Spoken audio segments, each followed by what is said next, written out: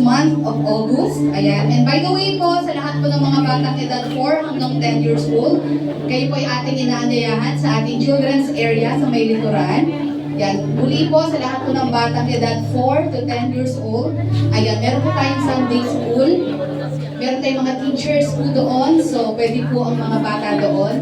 Ayan. Sige po. Sa umagang ito, ako po ay magpaproceed po sa ating pong pag-aaralan. This morning, ayan, binigyan ko po ng title ang ating pong pagbubulayan, pag-aaralan sa umagang ito. Sabi nga po dyan, counting God's discipline as blessing. Amen? Ayan, sabi nga doon, titingnan po natin ang disiplina, pagdidisiplina ng Panginoon sa atin bilang isang ano po, huwag nating tignan ito na pahirap. Yan, huwag natin tignan ito na suffering or pain, ayan, sa atin. Pagkus, tignan natin ang pagdidisiplina ng Panginoon bilang isang pagpapala para sa ikabubuti po natin. Amen? Ayan, pwede ba natin i-flash ang ating title? Ayan. Sige nga po, ano sabi ng title natin? Counting God's Discipline as Blessing. At ang ating pong teksto ay matatagpuan po natin in the book of Hebrews, chapter 12, verses 5 to 11. Pero di ko na po babasahin lahat yan because mamaya din po, doon sa 3 puntos na ibabahagi ko po, naandun na rin po yun. Babasahin ko na rin po yung mga verses. Siguro ito lang po ang basahin natin. Sabi po in the book of Hebrews, chapter 12, verse 10. Ayan, pwede ba natin basahin? Sabi po dyan, they disciplined us for a little while as they thought best. But God disciplines us for our good, in order that we may share in His holiness. Purihin po ang Panginoon sa kanyang mga salita. Samahan niyo po akong manalangin. Dakilang Diyos, we lift unto you your very words. May it touch every soul in this place. Teach us, mold us, make us more like you, Jesus. At sa iyong pong lingkod ngayong umagang ito, ikaw po matuloy, Lord, na sumama sa iyong lingkod. Gamitin mo lamang ako bilang iyong effective vessel, Lord, upang ang mga salitang ito ay maihayag ng may kalinawan, Lord God, sa bawat isa. Maraming salamat po. Fill this place with your presence, Holy Spirit.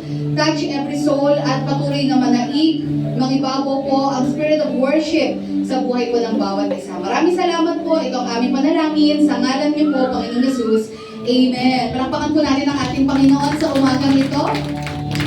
Okay. Yan, bago po tayo magsimula, ayan, para lang po magkaroon tayo ng idea.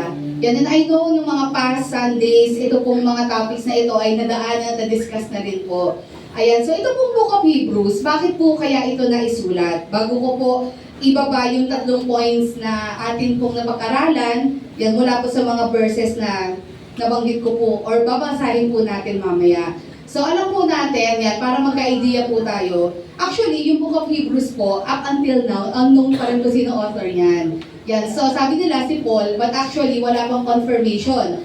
Yan, kasi usually si Paul, kapag siya ang nagsusulat, ini-indicate niya, meron siyang ika nga, parang trademark, di po ba, sa bandang huli ng mga sulat niya, at nagpapakilala siya. So ito po, wala silang idea kung sino ang nagsulat nito, pero isa lang malinaw dito, na ito pong Book of Hebrews ay isinulat para po sa mga Judeo-Christians. Anong ibig sabihin noon? Yung mga Judeo-Christians, ito po yung mga Hudyo na na-convert into Christianity. Ayan. So sila po yung mga galing sa Judaism na naging Christians.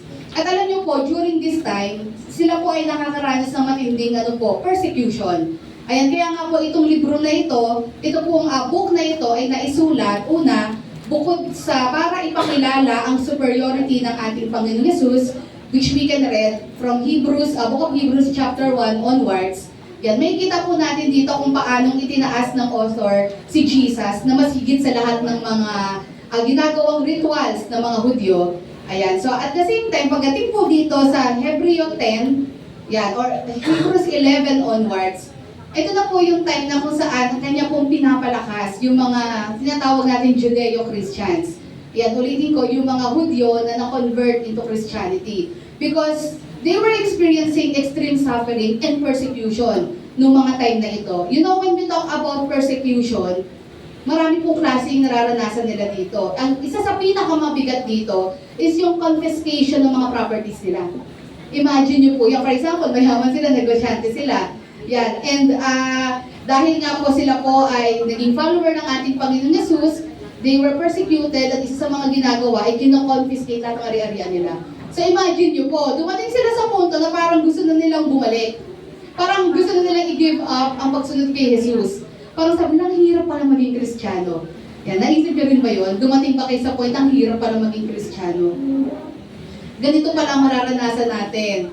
Di ba tayo ay persecute, tayo pagtutulungan.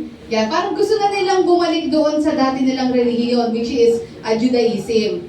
Alam niyo kung bakit? Actually, during that time, because ito po ay, nung time na ang namumuno po ay ang Roman Empire, ang mga Hudyo po kasi secure sila. Sila po ay secure under the Empire of the Romans. Kaya nga po, kapag sila naging Hudyo, ika nga, ay ano po yun, safe ground po yun. Ligtas sila, walang sino man na pwedeng gumalaw sa kanila. Pero pag Kristiyano ka, hindi ka talaga safe. Kaya nga alam natin, during the Roman Empire, yan, grabe po yung mga persecution na naranasan po ng mga Christians. Kasi nga, wala silang security. And dumating yung time na naiisip nila, bakit ganito nararanasan namin? Panginoon, pinarurusahan mo pa kami. Ganun yung pakiramdam nila na yung nararanasan nila ay pagpaparusa galing sa ating Panginoon. And this is the very reason why the book of Hebrews was written by that author, kung sino man yung author na iyon, para i-encourage po itong mga Judeo-Christians na yung mga nararanasan nyo ay hindi parusa yan ng Diyos.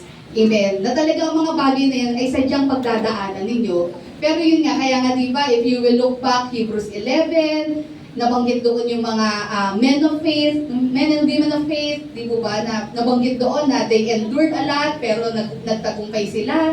Then Hebrews 12, nabanggit doon na ipagpatuloy ang pagtakbo, looking unto Jesus, the author and perfecter of our faith.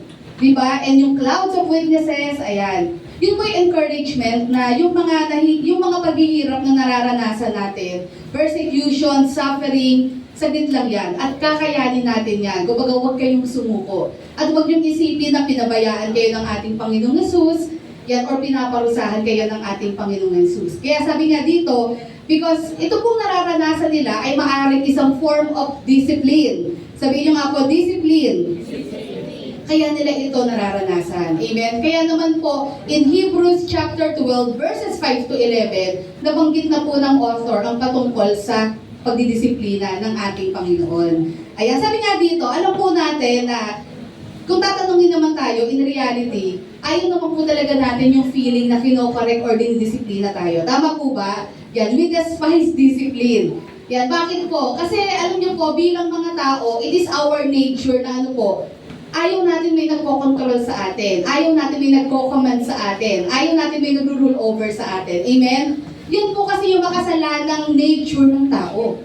Diyan nga tayo, pinalaya ng ating Panginoong Yesus sa kaisipan na I am my own world, I have my own kingdom, ako yung hari dito, ako masusunod dito, gagawin ko lahat ng gusto ko. At yun nga po, kaya po ayaw natin na may nagdi-dictate sa atin, may nagtatama sa atin, may nagsasabi sa atin na ito ang dapat mong gawin o wag mo yan gawin. Kaya nga sa totoo lang po, ang disiplina, to be honest, hindi po yung magandang pakiramdam. Amen, hindi po natin yan gusto. Kaya nga, initial reaction natin pag dinidisiplina tayo ay ano po? Diba tayo po ay nagre-reklamo. Tama po ba? Nagre-reklamo tayo, deep inside, nagmumurmur tayo. Yan, kaya nga yung mga Israelites, no, they kept on murmuring kasi nga ayaw nilang makinig, ayaw nilang itinatama yung mga ginagawa nila. At ganun din po tayo. Alam nyo, kahit naman po tayo mga Kristiyano na, tayo po ay sumusunod na sa Lord, pero aminin natin, may mga times pa rin na matigas pa rin ulo natin. Tama po ba?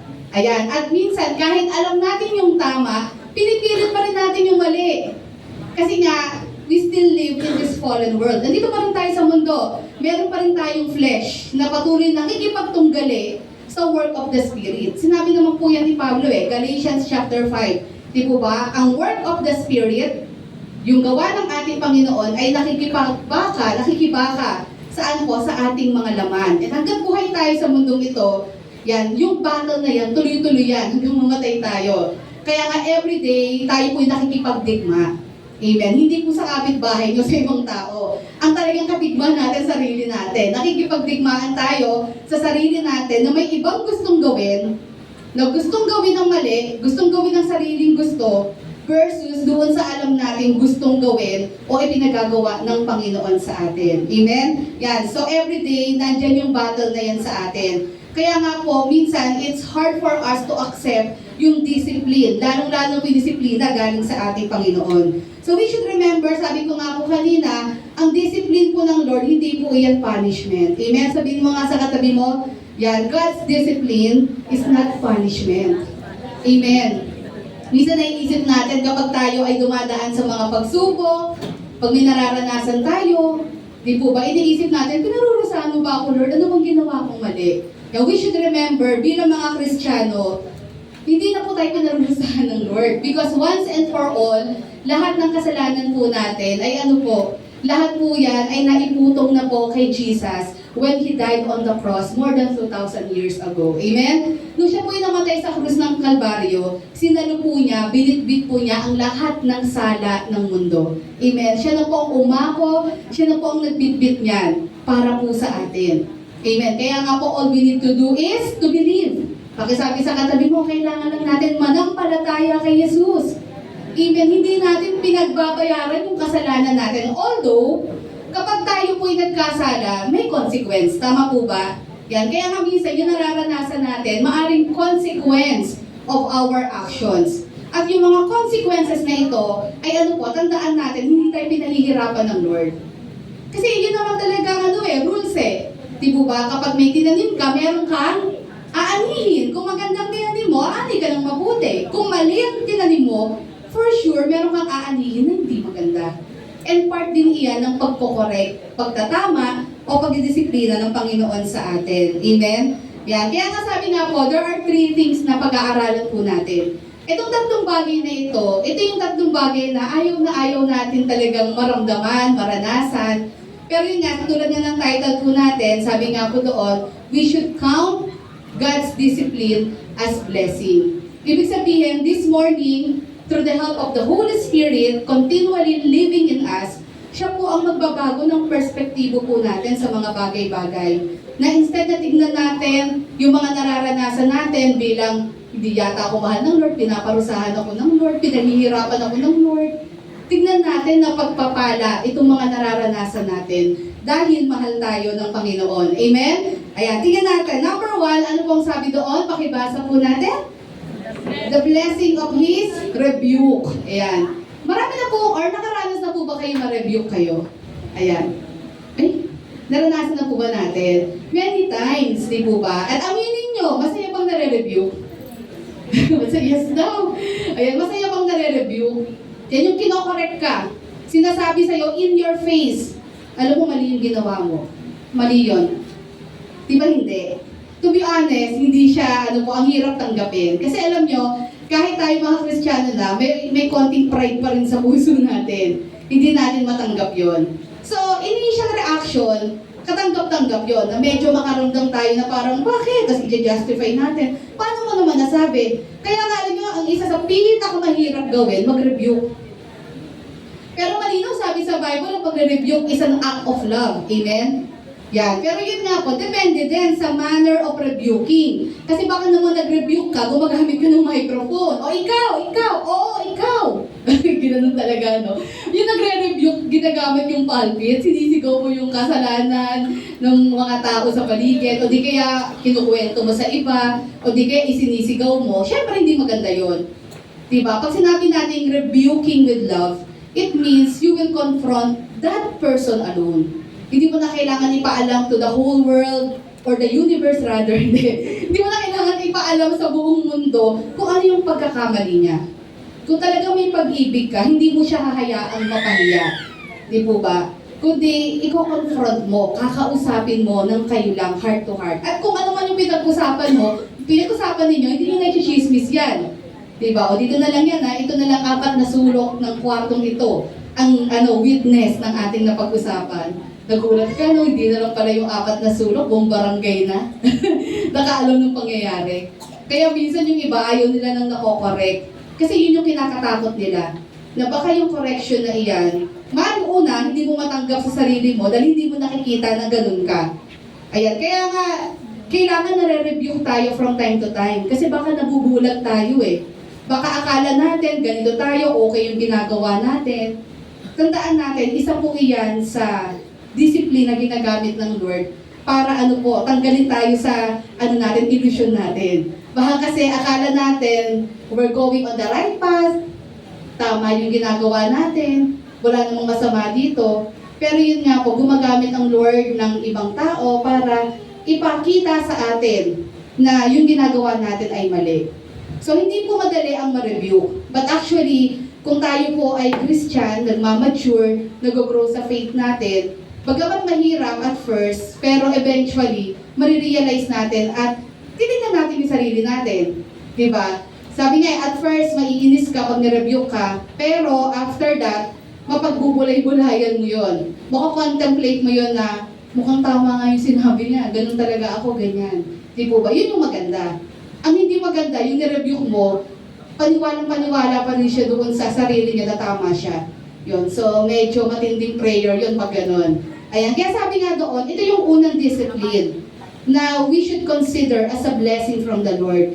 The blessing of His rebuke. Anong sabi po? Sa Hebrews 12, verses 5 to 6. Yan. Sabi nga po doon, and have you completely forgotten this word of encouragement that addresses you as a father addresses his son? It says, my son, do not make light of the Lord's discipline, and do not lose heart when He rebukes you. Verse 6, ano sabi po doon? Pakibasa po, because the Lord disciplines the one He loves, and He chastens everyone He accepts as His son. Amen. So, sabi nga po doon, yung pagdidisiplina po ng Lord, yung pagre-rebuke po niya, or pagtatama niya, or pagko-correct niya, ginagawa niya po ito out of love, not out of punishment. Amen? Pag tayo po'y kinokorek, hindi po tayo pinarurusahan ng Lord doon. Mahal na mahal tayo ng Panginoon, kaya nga itinatama niya kung meron mang mali sa atin. Amen? Sabi nga po doon, kung paano ang isang ama, ang magulang, ay kinokorek ang kanyang anak, how much more our Heavenly Father? Amen? Na mahal tayo. Kaya nga hindi inaalaw ng Lord kung may mga pag-uugali pa rin sa atin na hanggang ngayon nagpe-persist pa rin. Kailangan madin. At hanggat hindi natin nare-realize yan, pwedeng gumamit ang Lord ng mga situation or mga tao para buksan ng isip at mata natin at ma-realize natin na mali pala yung ina-action ko, mali pala yung sinasabi ko, mali pala yung manner ko, ganyan. Kasi nga, mahal tayo ng ating Panginoon. Amen? Ang nais ng Lord ay kung ano yung makabubuti sa atin. Anong sabi doon? Dito sa binasa po natin. Unang-una, ang sabi po dito ng author of the book of Hebrews, do not make light of the Lord's discipline. Yan ang unang-unang niya sinabi. Ibig sabihin yan, huwag mong i-ignore, huwag mong i-reject. Yan. Huwag mong tignan lightly ang correction ng ating Panginoon. Huwag mong baliwalain pag kinokorek ka ng ating Panginoon. Kundi kailangan i-recognize natin. Kaya nga alam niyo po, ganito lang yan mga kapatid. Pag may mga tao na kumausap sa atin, mga Kristiyano, kapwa-Kristiyano natin, or alam niyo, kahit nga hindi mga Christian, pwede maging may instrument ng Lord eh. Tama po ba? Naniniwala kayo doon? Ka-workmate mo, classmate mo, kapag tayo ay kinausap, ayan, tapos may sinabi sa atin na alam mo, ganito yung sinabi ng maayos, kinausap ka, huwag natin awayin, huwag natin kagalitan, huwag natin sumpain. Di po ba? Lagi natin tingnan, hindi madaling tanggapin. Kasi nga pride eh. Kahit Kristiyano na tayo, may ounce of pride pa rin talaga within us.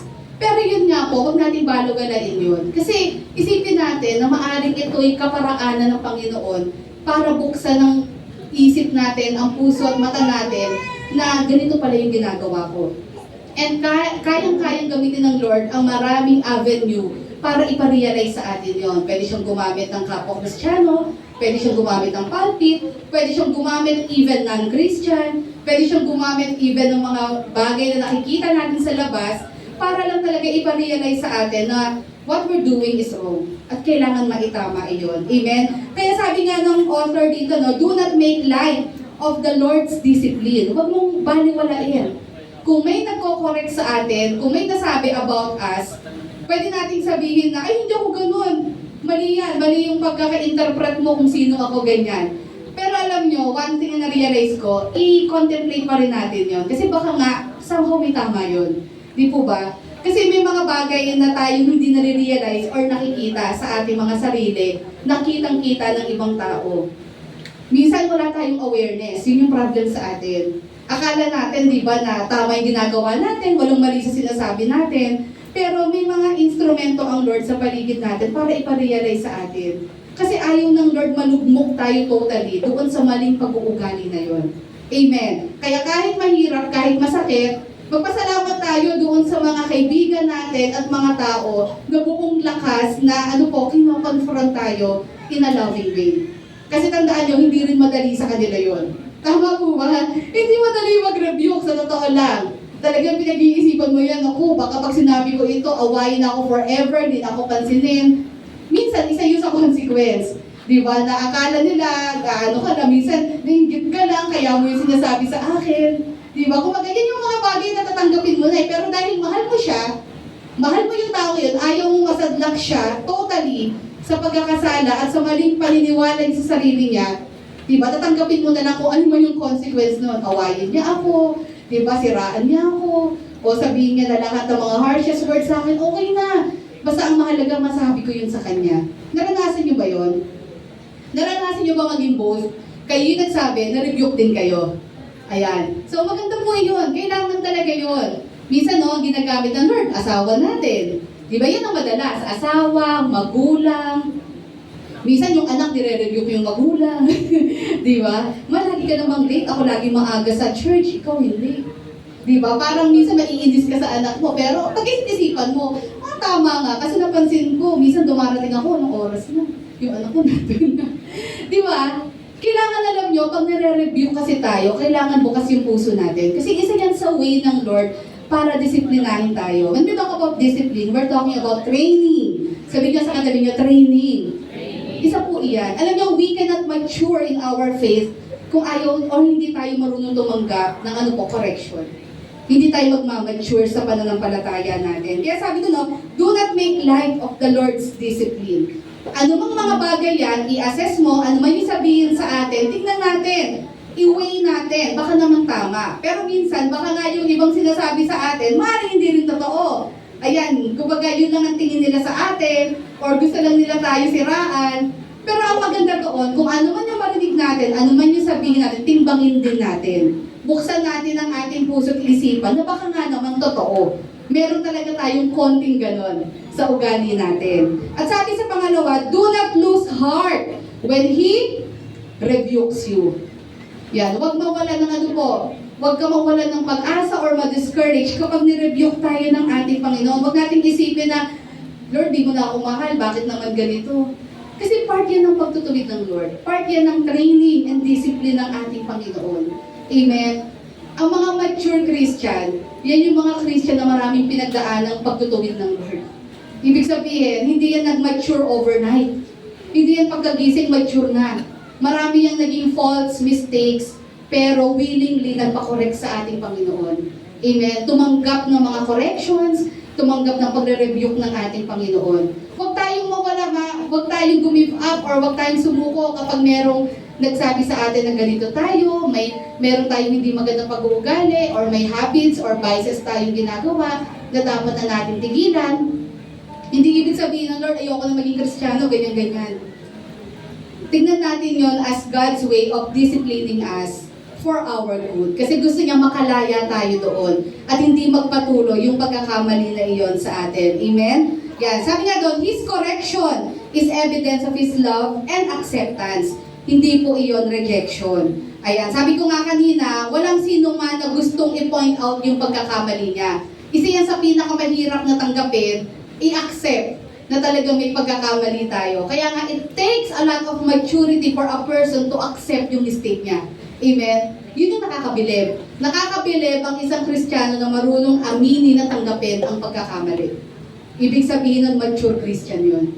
Kumbaga, lumipas ang panahon, natutunan niya na i-assess, diba, na tanggapin ang anumang pagtatama o pagtutuwid na sinasabi sa kanya. Kaya nga sabi doon, a mature Christian understand that God's rebuke is a blessing. Amen? Ang pagkakorek ng Lord sa atin, pagtutuwid ng Panginoon sa atin, hindi po yan parusa o pagpapahirap, kundi ito po ay pagpapala ng Diyos. Amen? Sabihin mo sa katabi mo, ang pagtutuwid ng Lord ay pagpapala galing sa ating Panginoon. Amen? Yan, sabi nga po doon, Revelation chapter 3 verse 19, pakibasa po, those whom I rebuke and discipline, sabi doon, those whom I love, ang sabi doon, I rebuke and discipline. Amen? Anong sabi ng Panginoon? Lahat ng aking minamahal ay aking itinutuwid at dinidisiplina. Amen? Kinokorek at dinidisiplina. Mahal tayo ng Diyos. Kaya kailangan nating pagdaanan ang correction. From time to time na makorek tayo. Kaya sabi nga dito, so be earnest and repent. Ibig sabihin, maging tapat ka at magbago. Yan. So kung tayo man po ikinokorek, huwag natin ito i-hold against doon sa nagko-correct sa atin. Baka naman yung taong iyon ay ginagamit lang ng Lord. Amen? As an instrument and channel para i-correct tayo. Huwag tayo magalit doon sa mga tao. Tingnan natin yung sarili natin. Kung baka nga naman totoo yun. Amen? Sabi doon, at kapag na-realize natin, mukhang totoo naman talaga, sabi doon, maging faithful tayo, manatili tayong tapat sa Lord, and repent. Ibig sabihin ng repent, magbago. Pakisabi sa katabi mo, magbago. Amen? Ibig sabihin, kailangan na natin baguhin yon sa tulong po ng Banal na Espiritu Santo. Amen? Sabi nga po doon, God's rebuke is done out of love, sabi doon, and not anger. Amen? Pag tayo po nare-rebuke ng Lord, ginagawa po niya yan dahil mahal niya tayo, hindi dahil galit siya sa atin. It is meant to restore and not to condemn. When the Lord is rebuking us, hindi ito para i-condemn at sabihin sa ating, ganyan ka kasi, makasalanan ka talaga, para wala na magbabago sa'yo. Hindi po ganon. Pag tayo po'y kinokorek, isipin natin, ang gusto ng Lord, manumbalik tayo sa Kanya. Bumalik tayo sa tamang daanan. Amen? Gawin natin yung tama. Ayan. And sabi doon, God's rebuke exposes our sin so that we can repent and change. Marami pong way para ma-reveal yung kasalanan natin. At isa po dito ay through rebuking. Amen. Sabi ko nga po kanina, may mga kasalanan na aware tayo. Kaya ito yung mga kasalanan na we are constantly dealing with sa ating Panginoon. Pinagpe-pray natin, di po ba? Pero may mga kasalanan na hindi natin nare-realize, mali pala. Ginagawa pa rin natin hanggang ngayon. At doon na po pumapasok yung pagre-review na kung saan ang Panginoon ay gumagamit ng mga tao o sitwasyon para ipakita sa atin that we are going the wrong path. Amen? Kasi nga mahal po tayo ng ating Panginoon. Yung pagtatama, pagre-rebuke ng Lord ay nag-e-expose ng kasalanan natin. Nag-e-expose ng pagkatao po natin. Amen? Kaya sabi nga doon, para tayo daw po ay mag-repent. Kasi syempre, pag hindi mo alam kung saan ka mali, paano ka magbabago? Amen? But the thing is, kahit matagal na tayong Christian, minsan hindi pa rin natin alam na may mali tayong nagagawa. Kasi nagiging normal, nanonormalize sa atin yung mga ganong gawain. Di po ba? May mga bagay kasi na nagiging normal na sa atin, ibig sabihin, hindi na natin kinoconsider na mali yun. Kasi nga, ang thinking natin, marami namang gumagawa. Tapos kino-compare natin sarili natin sa ibang Kristiyano, ginagawa nga niya yun eh. So it means nothing is wrong with that. Pero yun nga, di ba, we should not compare ourselves with others. Kung meron man tayong dapat standard, si Jesus. Amen? Kung meron man tayong standard o role model, ang Panginoong Yesus, bagang iba. Kaya pag tumalon sa bangin yung kapwa Kristiyano mo, ang gagawin mo, ay pwede pa rin tumalon sa bangin, tumalon siya eh. Ganun ba ibig sabihin nun? Kaya nga sabi nga po doon, di po ba? Kaya minsan talaga ang Lord, ina-expose niya yung kasalanan natin. Kasi baka nanonormalize na yun sa atin. Iniisip natin, okay lang yun, tama lang yun, since marami ang gumagawa noon. Di po ba? And yun nga po, dyan pumapasok yung way ng Panginoon para i-review o i-expose yung kasalanan po natin. Ayan, sabi nga po doon, ito magandang example sa mga magulang. Ayan, paano niyo po ba i-review o didisiplinahin ang inyong anak sa pamamagitan po nito? Kapag ang inyong anak po ay nagsinungaling, di po ba, hahayaan niyo na lang po ba? Yan, kunyari, nahuli mo, nagsinungaling, meron siyang nasira na bagay sa bahay ninyo, pwede niyang itago yun eh, para hindi malamang nabasag, nasira. Anong gagawin ng magulang?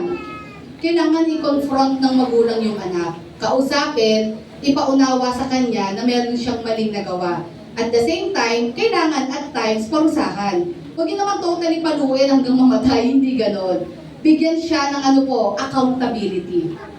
So, anong halaga ng rebuke? Ibig sabihin nun, kinokorek mo yung pagiging sinungaling ng anak mo. Kasi kapag hindi mo kinonfront yan, kapag hindi mo kinausap siya tungkol dyan, lalala yan. Hanggang pagtanda niyan. Kumbaga, sa umpisa, ganyan lang ang ginagawa niyan, pero as that child grows up, mas matindi pang pagsisinungaling ang pwedeng gawin. Kaya napakahalaga ng formative years sa mga magulang. Kinokorek talaga. Kinokorek, nilalaanan ng oras at binibigyan ng accountability. Diba? Bibigyan niyo siya ng pwede niyang gawin para ma-realize niya na hindi ko na ito uulitin kasi mali ito. Kailangan may accountability. At isang magandang example din ito, if you will remember si David, di po ba? Si David po, alam po natin, he is a man after God's own heart. Alam natin, gustong-gusto siya ng Panginoon, ganun siya kalapit sa Lord. But still, si David po ay tao pa rin. Tama po ba? Tao pa rin si David, he makes mistake. At alam po natin, ano po ba yung pinakamatinding nagawa ni David sa dami na rin ng nagawa niya? Ayan, si David po ay nag-commit ng adultery and he indirectly killed yung asawa po ni Bathsheba na si Uriah. So ano nangyari? Kung hindi po pumasok ang Lord dito, ililihim yun ni David. Anong ginawa niya para ilihim yun? Kaya nga niya inilagay niya sa frontline si Uriah para unang mamatay, para hindi ma-expose yung kanyang kasalanan. Kasi nabuntis si Bathsheba. Nagkaroon ng bunga yung pagkakasala. So, ang plano ni David, wala siyang plano na magbago o ayusin yung pagkakamali. Instead, inilagay niya yung asawa sa frontlines para mamatay. Para anong mangyari? Di pwede niya nakasawahin niya si Bathsheba. Di po ba? Pero anong nangyari? Nakita niyo, mahal ng Panginoon si David. Katulad natin, na tayo din, just like David, we commit sin from time to time. Nagkakamali pa rin naman tayo eh. Pero ayaw ng Lord mag-persist yung kasalanan na yan sa atin. Minsan, yung kasalanan sa atin, ilang beses na natin ginagawa, hindi pa rin tayo nagbabago. Pero ang Panginoon, dahil mahal niya tayo, lalagyan niya talaga ng lalagyan niya na ng pagtatapusin niya na yung sin na yan sa atin. Kailangan na ma-expose yung kasalanan na iyan. At yun ang ginawa ng Lord. Sino po yung ginamit ng Panginoon para malaman ni David yung mali niya? Isang prophet, si Prophet Nathan. Nagulat siya nung sinabi ni Prophet Nathan na ganito ka. Nagkwento-kwento si Prophet Nathan. Then sinabi ni David, sino yan? Mali yung ginawa niyan. Dapat parusahan. Si David na rin ang nagbigay ng judgment kung anong dapat gawin doon sa gumawa na iyon. Na unknowingly, siya naman pala yung tinutukoy doon. Diba? Sabi ni Prophet Nathan, it is you. Ikaw yung tinutukoy ko. Ang maganda kay David, nung narinig niya iyon, nag-repent siya. Sa iba kasi, i-deny yun eh. Hindi tatanggapin yun. Pero si David, nakita nyo, nag-repent siya and tinanggap niya yung consequence ng action niya. At ang maganda doon, ni-restore naman siya ng Panginoon. Ganun po ang Lord. Kahit gaano katindi ang nagawa natin pagkakamali, pagsuway sa Panginoon, kung matututo tayong magpakumbaba, di ba? The moment na in-expose ng Lord yung kasalanan natin, tinignan natin ito, hindi out of pride, kung hindi with humility. Ang Panginoon naman po is just to forgive us. Amen? Kaya naman, yun nga lang, yung consequence, talagang paninindigan at kailangan nating i-endure yun. Kasi part iyon ng ginawa po natin. So yun po yung example. Mahal ng Panginoon si David, kaya hindi niya hinayaan si David na totally magpatuloy doon sa maling gawain na yun. Kasi kung di kinorek ng Lord yung kay David, pwede niya rin ulitin yan. Tama po ba? Ganun din po sa atin. Kaya tayo kinokorek ng Lord para hindi na mag-ulit-ulit yung maling ugali na yon o maling gawain na yon. Ayan, okay. So number 1, sabi nga doon, the blessing of His rebuke. Pangalawa, sabi nga po doon, pakibasa po natin, number 2, the blessing of His restriction. Sino ba dyan yung mga madalas pinagbabawalan? Bawal ganito, bawal cellphone, bawal mo ganyan, bawal lumabas hanggang alas 10 lang, bawal ganito. Ayan. Kayo po ba nakaranas ng gano'n, ng matinding pagbabawal sa mga magulang ninyo? Ayan. Nang tumanda kayo, na-realize niyo po ba na may katuturan naman po pala yung mga pagbabawal nila? Na-realize po natin. Ayan. Sabi nga po doon, in Hebrews chapter 12, verses 7 to 10, endure hardship as discipline. God is treating you as His children. For what children are not disciplined by their father? If you are not disciplined and everyone undergoes discipline, then you are not legitimate, not true sons and daughters at all. Sabi dito, no, tanggapin nyo, sabi nga doon, na yung bawat pagdidisiplina na ginagawa sa atin. Katulad ng magulang, Kaya niya ginagawa ito sa kanyang anak dahil mahal na mahal niya. Ayaw niyang mapahamak ang anak niya. Kasi nga, totoong anak niya yun eh. Pag anak mo yun, mahal mo yun, lahat gagawin mo. Kahit alam mo, masasaktan siya, magagalit siya, kahit hindi niya naiintindihan yun, but still, gagawin mo pa rin yun. Kasi gagawin mo yun para sa ikabubuti niya. Amen? Merong, yung ibang bata kasi minsan, hindi nila naiintindihan. Bakit hindi pwede? Bakit yung classmate ko pwede, ba't ako hindi? Yan na naman, si compare na naman, no? Bakit yung pamilya niya, yung ganito? Tapos makikita pa sa Facebook, bakit sila nagkaganon? Ako hindi kasama. Tapos magagalit sa magulang na bakit pinagbabawal, ganito, ganyan. Diba? Bakit bawal mag-boyfriend? Diba? Ba't hindi pa pwede? Syempre, baka mamaya nadadala na kayo ng emosyon nyo. Diba? Masyado kayo nakikerry away lang ng emotion nyo. Pag ikaw naman ay nagre-relationship, hindi na naman puro emotion yan. Amen? Diba? Kailangan gagamit ng utak. Kailangan handa ka rin financially. Handa ka holy as a person. Kabuuan mo, hindi pwedeng emotion lang. Hindi pwedeng in love lang.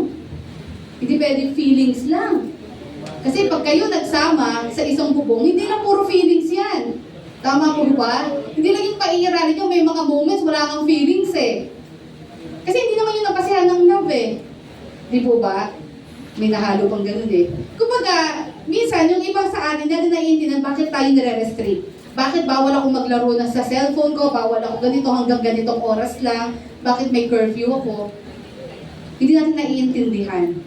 Pero tandaan po ninyo, yung magulang nyo, kaya nila ginagawa yan, kasi para din sa inyo yan.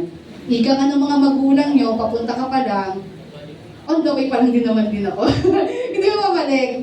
Di mo ba? Papunta ka pa lang, naranasan din yan ng magulang nyo at alam nila yan. At totoo naman po yun, as you grow old, doon ko talaga nare-realize yung mga habilin ng magulang na bakit mahalaga talaga. Di po ba? Kasi sabi ko, darating naman yung time, magiging independent ka eh. Di ba? Kumbaga, hanggang nasa poder ka ng magulang mo, tandaan mo yan, sumunod ka. Saan ka kumakain, saan ka kumuha ng baon, saan papaaral sa'yo, huwag ka magreklamo. Di ba? Hanggang nandiyan ka sa magulang mo, matuto ka sumunod. Tandaan mo, when you graduate, you have your own money you earn, di gawin mo lahat ang gusto mo, pero pag Kristiyano ka, kailangan balansihin mo. I-assess mo kung yung gagawin mo ba, syempre, nakakatugbigay kaluguran sa Panginoon. Darating naman yung time of independence sa inyo eh. Huwag magmadali. O sabihin nyo doon sa mga batang katabi nyo, huwag magmadali. Kaya huwag kayong magalit. Mahal kayo ng magulang nyo. Katulad din ng Lord. Kaya ang Panginoon, pinagbabawalan tayo sa maraming bagay. Hindi lahat pwede. Kasi nga, mahal tayo ng Diyos. Sabi niya doon, moreover, we have all had human fathers, verse 9, who disciplined us and we respected them for it. How much more should we submit to the Father of spirits and live? Meron tayong mga ama natin sa lupa na talagang mahal tayo, kaya kinokorek tayo, dinidisiplina tayo, pinagbabawalan tayo. Ano pa daw ang ating Diyos amang sumasalangit? Amen? Bilang siya ang ating Heavenly Father, kaya may mga bagay siyang pinagbabawal sa atin. Hindi dahil KJ ang Panginoon o ang mga magulang nyo, kasi alam nila na pag tinuloy nyo yan, pwede kayong mapahamak. Ayan, verse 10, they disciplined us for a little while as they thought best, yung mga magulang natin. But God, pakibasa po, verse 10b, but God disciplines us for our good, para sa ikabubuti natin, in order that we may share in His holiness. Sabi nga po doon, no, ang disiplina po ng Panginoon is not only meant to correct us, but to protect us. Amen? Kaya nga sabi doon sa susunod, God's discipline often restricts us to protect us from greater harm and deeper sin. Amen? Bakit maraming sabi, ayoko maging Christian, ang daming bawal. Bawal ganito, bawal gawin yan. Kasi tandaan po ninyo na lahat ng mga bagay na hindi po yan pinagbabawal ng Lord sa atin. Kasi po, killjoy ang Lord. Ayaw niya tayo maging masaya. Kasi minsan may mga bagay na akala natin yun ang magbibigay ng kasiyahan or fulfillment sa atin. Pero tandaan natin, mas alam ng Diyos Ama natin kung ano pa rin yung makakabuti at tuloy na magbibigay ng kagalakan and fulfillment sa atin. Amen? Kaya nga po, yung mga bagay na hindi niya inaalaw sa atin, nire-restrict niya tayo, ay ano po, ang intention ng Lord doon ay protektahan tayo. Sabi mo sa katabi mo, yan, He restricts us to protect us. Amen? Ay, ba't hindi nyo na sinabi? Sabihin nyo po sa katabi nyo, He restricts us to protect us. Amen? Pinagbabawalan niya tayo para protektahan po tayo. Amen? At sana, ganun din ang tignan nyo sa mga magulang ninyo kapag kayo pinagbabawalan. Sabi ko nga sa inyo, mga bata pa kayo, tandaan nyo, time will come, you will gain your independence, you will earn your own money, gawin nyo lahat ng gusto nyong gawin, basta alam nyo yung boundaries ninyo. Amen? Darating din kayo dyan. Tapos pagdating ng time niya, sabi mo, namimiss ko na yung pagkain sa bahay, namimiss ko yung luto, kasi dito laging pansit canton lang ako, laging ganito lang. Kasi nga, hindi ka marunong magluto, pasaway ka sa bahay. Sabi, mag-aral ka magluto, hindi ka nagluto. Gusto umuwi sa amin pagtanda mo, no? Nung tumanda ka, kumikita ka, may sarili kang kondo, lahat, ganyan, ganda ng buhay mo eh. This is the best life ever, pag ganun ka pa. Kasi ito na, yung independence mo, ganyan-ganyan. Pero minsan, no, uuwi ka, walang pagkain, paulit na lang. Show me na naman ang ulam ko. Siyempre, mabilis na makabili niyan eh. Diba? Tapos pagkasaing, hindi ka marunong magsaing. Naku, dapat yung mga bata dito, kahit man ang simpleng pagsasaing, ayan, dapat matuto kayo. Tapos yung ulam mo, lagi na lang pansit canton, kasi yun lang kaya maluluin. Tapos sabihin mo, namimiss ko talaga sa bahay, kasi doon, minsan may niladong baboy, sinigang, di ba, may menudo, di ba, ginugutom ko kayo, tagal pa naman ang lunch eh. Di ba? Tapos, di ba, parang nung bata ka eh, gigil na gigil ka ng maging independent. Pero naging independent ka na, namimiss mo yung mga bagay na yon. Kaya alam nyo, ito lang tip ko i-enjoy nyo yung age nyo. Yan, kasi alam nyo, pag tumanda kayo, mamimiss nyo rin yan. Di mo ba? I-enjoy nyo, huwag kayong magmadali. Sabi ko nga, bakit pag bata nagmamadali? Di ba? Gusto agad mag-heels. Gusto agad mag-ganito. Naku, pag tumanda, pakahirap mag-heels. Papasok ka sa trabaho, di ba? Tingnan nyo, papasok ka naka-heels. Pero nung kapag nakaupo na yun, naka-chinelas na yan. Di ba? Pero nung bata ka, parang ang gala tingnan ng mga ganun eh. Live your life at the moment. Huwag kayong magmadali. Di ba? Pag mag-aral kayo. Magpasakop kayo sa magulang nyo, uulitin ko dahil una sa lahat, sila nagpapakain sa inyo, sila nagbibigay ng shelter at nagdadamit sa inyo, sila nagpapaaral sa inyo. Hanggat sila ang gumagawa yan, you have no right para mag-react sa kanila. Amen? Unless, sige ka, gusto mo, sa US kapag 18 years old, ang bata umaalis sa poder ng magulang, di po ba? Eh dito, kaya nyo ba yun? Sa mga 18 dito, ready na ba? O magpa-part-time job ka while studying. Di po ba? Kaya yung mga tao sa US or sa West countries, mga independent yan eh. Maaga naging independent kasi 18 years old, kailangan umalis sa poder ng magulang. Yan. But yun nga po, sabi ko nga po, yung mga pagdidisiplina at pagbabawal ng magulang natin, sumunod tayo. Amen? Kasi tayo ay under sa kanilang shelter of protection. Anything na mangyari, tatandaan nyo, anything bad na mangyari sa inyo, sino ang unang magsasuffer dyan? Magulang nyo. Amen? Nanermon? Totoo naman po yun. Kaya nga po, itong number 2, the blessing of His restriction, kaya ang Panginoon, hindi lahat inaalaw ng Lord sa atin. Because hindi lahat ng bagay makabubuti po sa atin. Amen? Yan, gusto tayong ingatan ng ating Panginoon. It protects us from greater harm and deeper sin. Kaya hindi inaalaw lahat ng Lord, lahat ng bagay na gawin natin. Kasi pwede nga mga bagay na yun ay mag-lead sa atin sa mas matitindi at mas malalang kasalanan pa. At mas magpapahamak pa sa atin. Amen? Kaya nga, sabi doon, katulad ng isang mapagmahal na ama na nagsiset ng boundary sa kanyang anak, ganun din po ang ating Panginoon. Yan, kasi nakikita ng Lord ang mga dangers na hindi natin nakikita. Amen? Uulitin ko, tulad sa magulang, alam na nila yan, napagdaanan nila yung mga pinagdadaanan nyo. Kaya nga alam nila eh, pag nagkamali ka sa pag-ibig, big na fall ka, pinairan mong emotion mo, alam nila yan eh. Kasi maaaring yung mga magulang nyo, minsan na rin na-fall. At naging broken many times. Kaya makinig kayo pag sinabi nilang anak, baka ikaw nadadala na ng emotion mo. Makinig kayo sa kanila kasi hindi nyo alam ang love story ng mga magulang nyo. Baka magulat kayo. Di ba? Ang dami na pala nila naging boyfriend, girlfriend. Ang dami nila brokenness na naranasan. Matuto kayo. Marami kayong matututunan. Ayan. Sabi nga doon, kailangan natin magpasakop saan po? sa leading ng ating Panginoon kaysa i-resist natin yung pagdisiplina ng ating Panginoon. Kaya tanungin natin, huwag natin sabihin sa Lord na, why are you restricting me? Instead, ang ating itanong sa Lord, Lord, saan niyo po ako pinoprotektahan? Bakit po ang bagay na to na hinihiling ko at pinagpipray ko ay hindi niyo inaalaw? Bakit hindi niyo ako inaalaw gawin ito, pumunta doon? Saan niyo po ako iniingatan, Panginoon? Huwag natin sabihin na ganito na, bakit niyo ako pinagpapawalan, Lord? Tandaan natin, katulad ng magulang natin, na we are under the shelter of our parents, ganun din tayo sa ating Panginoon.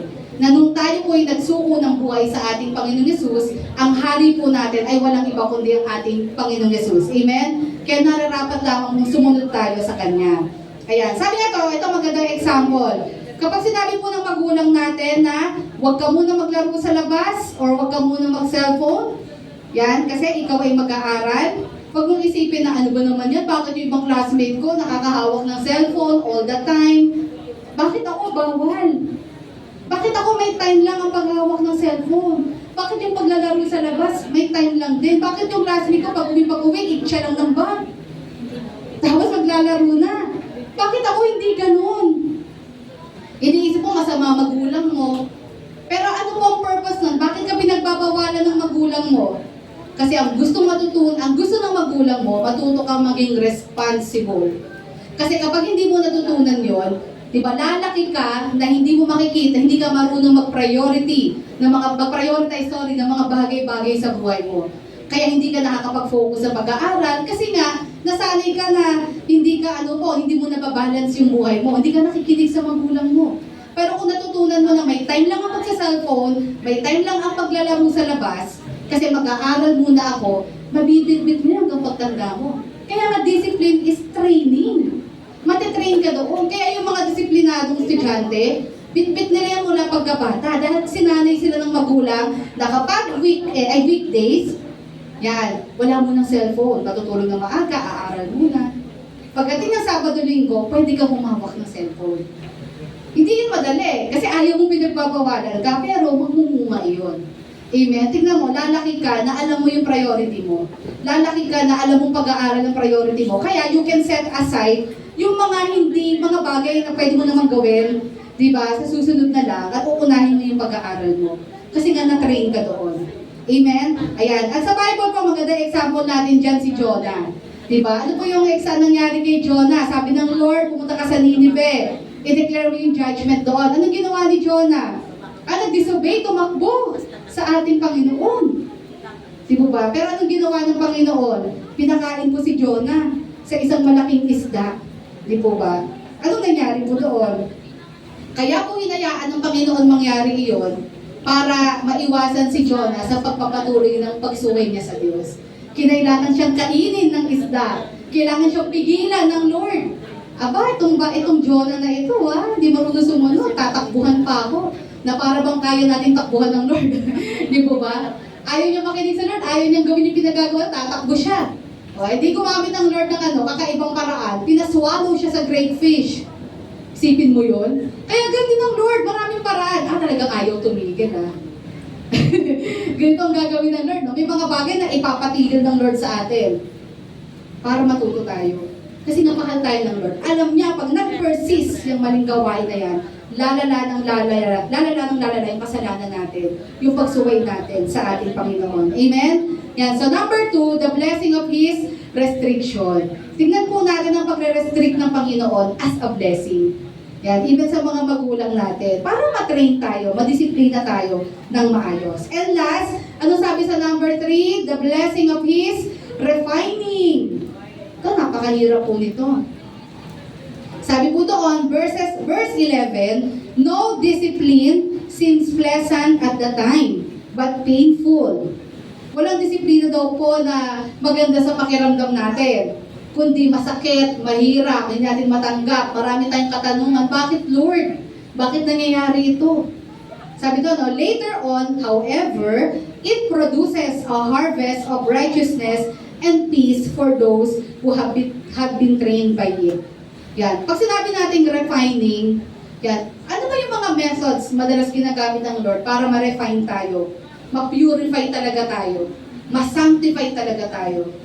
Sometimes, God allows trials, sufferings, even yung kawalan, losses, para ano po, ma-refine yung character natin. Ibig sabihin yan po yung refining part po yan ng pagdidisipline ng Lord. At ito yung nararanasan ng mga Judeo-Christian nung time na ito. They were experiencing, great persecution. Pero sabi nga, di ba, nung author sa kanila, huwag kayong mawalan ng pag-asa. Magpatuloy kayo. Kasi yan ang kaparaanan ng Lord to mold your character. Tandaan po natin mga kapatid, kaya tayo dumadanas sa mga pagsubok sa mundong ito. It's because, originally naman po talaga, ang buhay ay talagang tough naman talaga. Maging Kristiyano ka man o hindi, andyan pa rin yung problemang yan. Tama po ba? Kahit hindi ka maging Christian, andyan yung problema. Maging Kristiyano ka, andyan yung problema. But itong mga pagsubok na ito, na ina-allow ng Lord na mangyari sa atin, minsan He allows sicknesses, diseases, He allows problems. Marami siyang mga situation na ina-allow niya sa ating kawalan. Kasi doon natitrain yung ugali natin. Doon tayo nagmamature.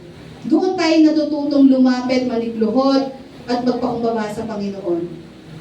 Doon tayo nagkakaroon ng natututo mag-assess, mag-evaluate ng mga sarili natin. Di po ba? Yun yung mga kaparaanan ng Panginoon para i-refine tayo. Yan, sabi nga po doon, kaya nga no discipline seems pleasant at the time, but painful. Later on, however, ito yung tignan natin, ano yung magiging product?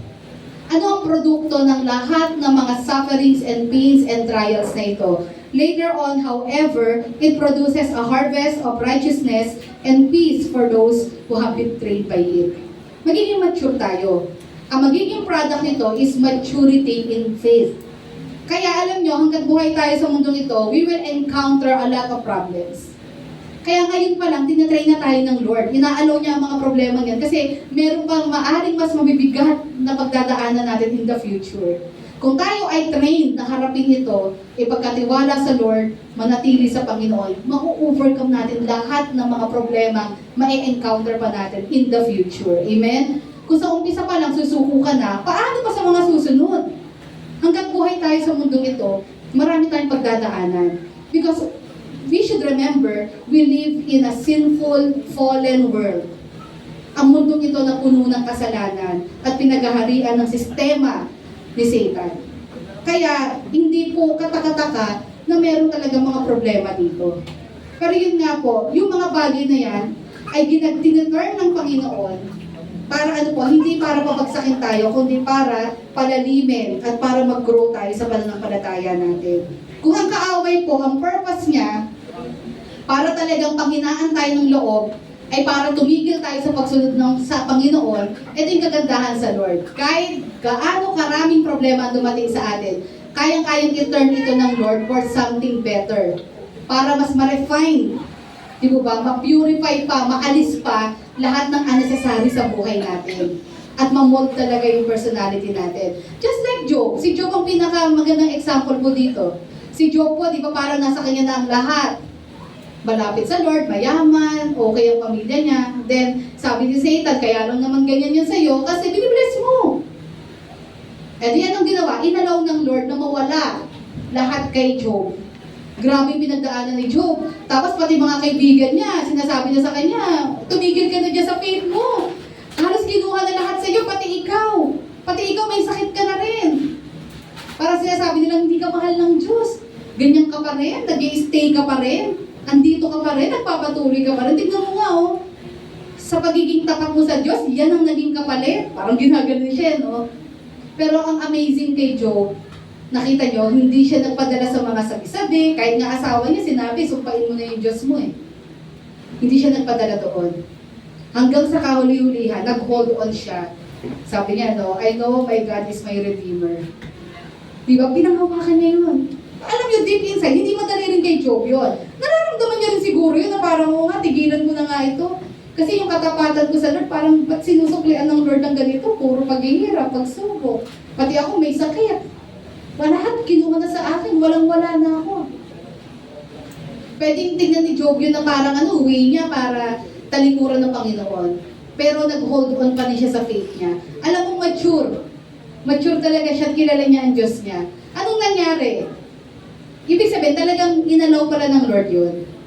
Diba? Then eventually, lahat ang nawala kay Job, dahil nga nanatili siyang tapat sa Panginoon, sa kabila ng mga nararanasan niya, ibinalik ng Lord 4 times.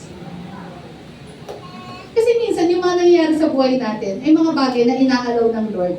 Kasi gusto niya rin tayo matrain. Gusto niya tayong mag-mature sa mga sitwasyon na kinakaharap natin. Kaya nga sabi doon, no, though the devil meant it for evil, but God meant it for good. Ang kaaway, ang gusto niya totally bumagsak si Job.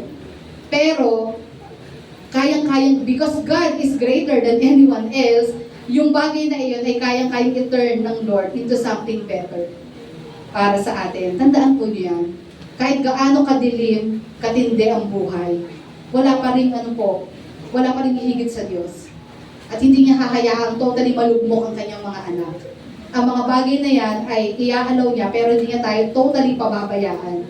Lahat niya, i-turn yan for something better for us. Anong kapalit yun? Mas matibay, stronger faith in the Lord. At mas matibay na Christian, mas matibay na tao.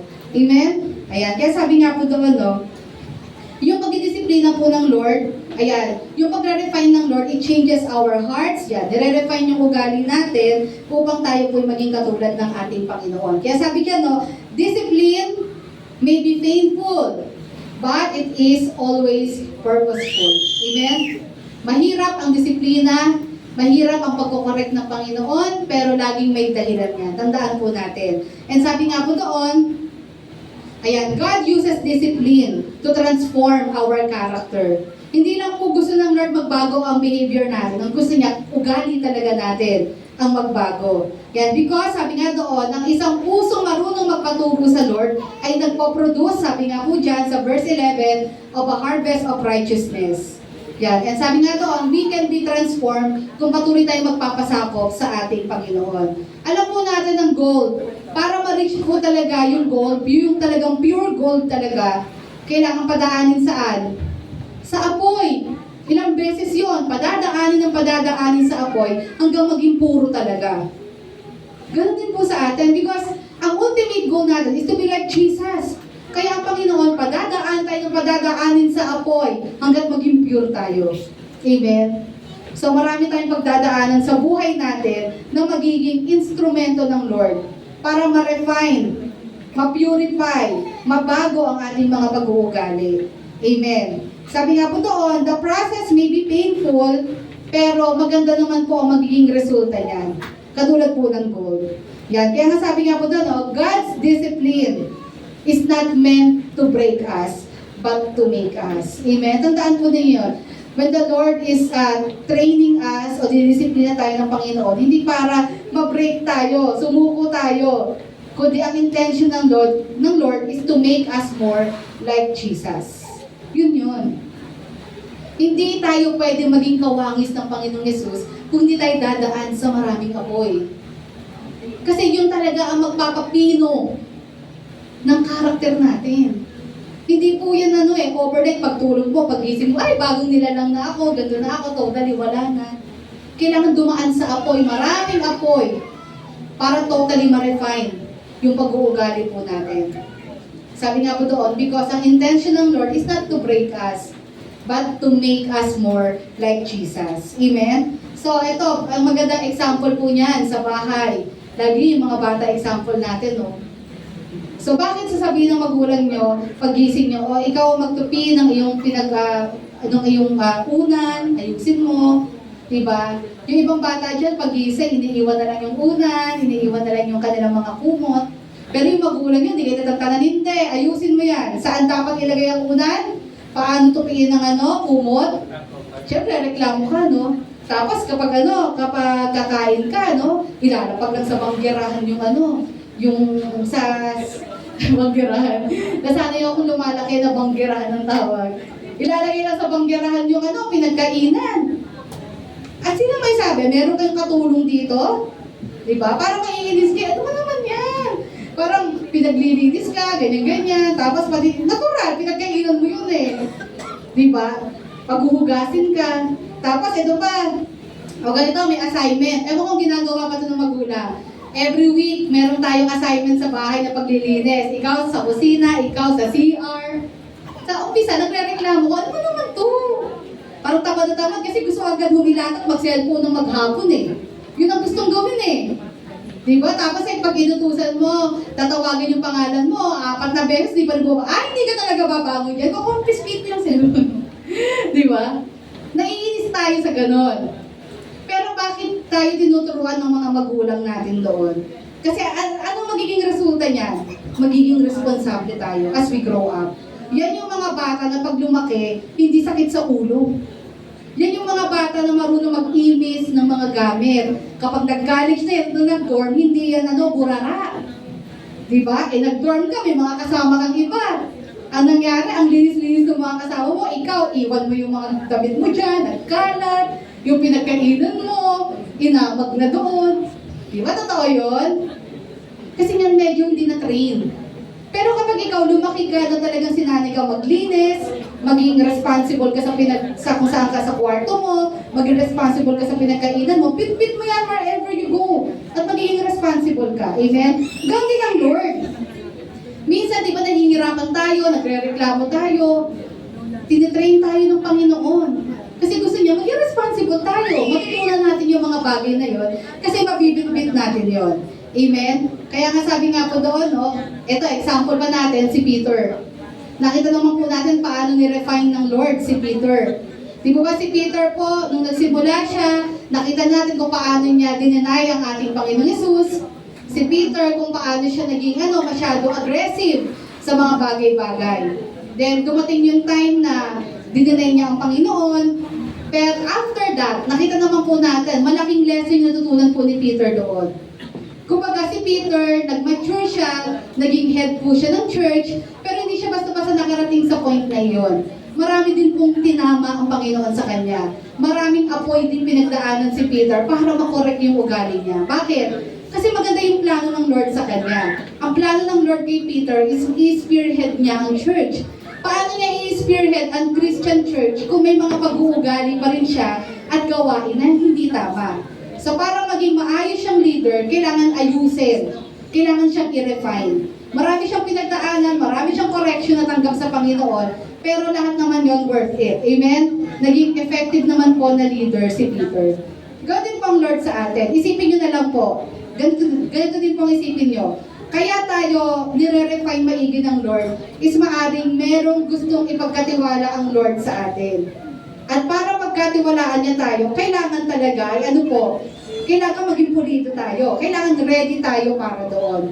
And that is why the Lord is allowing fire sa buhay natin. Kasi kailangan maturuan tayo, ma-refine tayo, mapino tayo. So that on the day na ibigay niya na sa atin yung blessing na yon, ready tayo. Tama ang mindset natin, tama ang ugali natin. Amen? Ayan. Kaya ano po yung tatlo? Ulitin natin. Number 1, the blessing of... Number 2, the blessing of...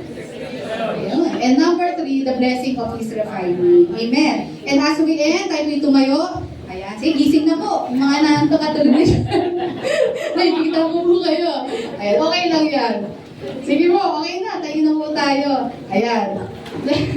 Sabi po sa ating pagtatapos, Proverbs chapter 3, verses 11 to 12. Para magising tayo, pakibasa po. 1, 2, 3. Malakas na malakas. My son,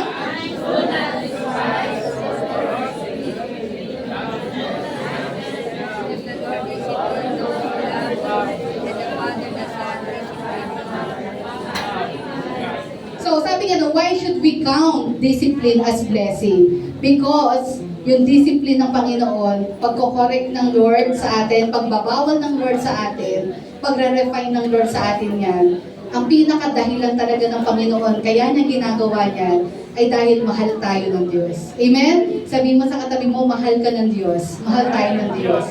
Yan, kaya ginagawa yan ng Panginoon sa atin. Huwag tayong magtampo, magalit, at mag-question sa Lord. Tingnan natin lahat ng ito na kaparaanan ng Lord para talagang mapabuti tayo dahil mahal tayo ng ating Panginoon. Amen? Tayo po'y manalangin. Salamat po, dakilang Diyos, sa umagang ito for reminding us, Lord, sa mga bagay na aming napag-aralan. Alam namin, Lord, aminado kami na pag na-encounter namin ito, pag kami kinokorek, pinagbabawalan, or kami po, Panginoon, ay dumadaan sa matinding mga pagsubok, nire-refine kami. Alam namin it's not easy, Lord. Napakahirap tanggapin, ang dami naming tanong sa isip namin.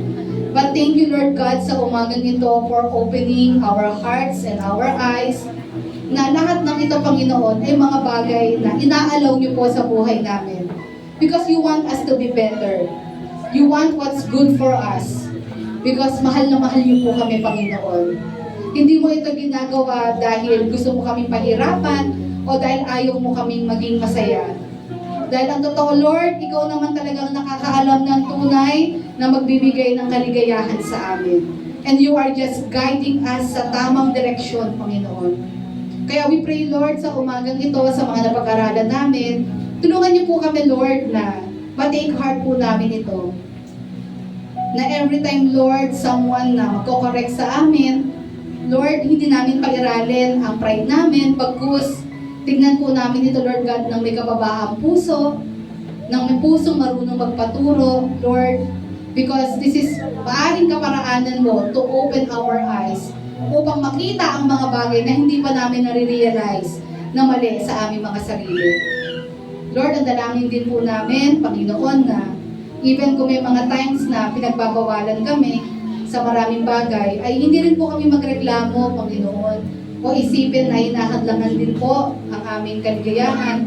Pagkus makita po namin yung perspective of protection, Lord, na kaya ang mga bagay na to ay hindi mo hinahayaan na gawin namin is because you love us, ayaw mo kami, Lord, mailagay sa alanganin o delikadong sitwasyon na magpapahamak sa amin. Gayun din po, Panginoon, alam namin, ginagamit mo ang mga situation namin, Lord, yung mga trials, mga problems, even failures, mistakes, even, Panginoon, yung mga karamdaman, kawalan, ang mga bagay na yan, Lord God, ang patuloy na magre-refine, Lord, mag-purify, magsasanctify ng mga characters namin, magpapalago sa amin. Tulungan niyo po kami, Lord, na makita namin ang mga sitwasyon na ito, Lord, hindi as punishment, hindi as pagpapahirap na galing sa inyo, kundi makita po namin, Lord, na ang mga bagay na ito ang magtuturo at magte-train sa amin na mas, Lord, mag-grow pa, maging better pa ng mga Kristiyano at mga lingkod mo. Salamat po, Panginoon, for making us realize, Lord, ng dakilang pag-ibig mo sa amin, Panginoon. Because hindi mo lang, Lord, hindi mo lang pino-pour out yung blessing mo sa amin, Lord God. But at the same time, tinuturuan mo rin kami, dinidisiplina mo kami, dahil gusto mo maging maayos kami, matuwid kami, and to become more like you, Jesus. I pray this morning na ikaw pang patuloy na mag-reveal, ikaw pang patuloy na magturo, Lord, sa buhay po ng bawat isa, sa mensahe na nais niyo po ma-realize po namin sa umagang ito. Lord, help us na makalaya, Lord, sa aming po mga maling gawain, kung ano man po yung mga bagay na patuloy namin ginagawa, Lord, sa mga oras na ito. Tulungan niyo po kami, Lord, makita, Panginoon, ang halaga ng pagsunod sa iyo kaysa ang pagsunod sa sariling kagustuhan po namin. Because we love you as well, Lord. We want to please you and honor you in our lives.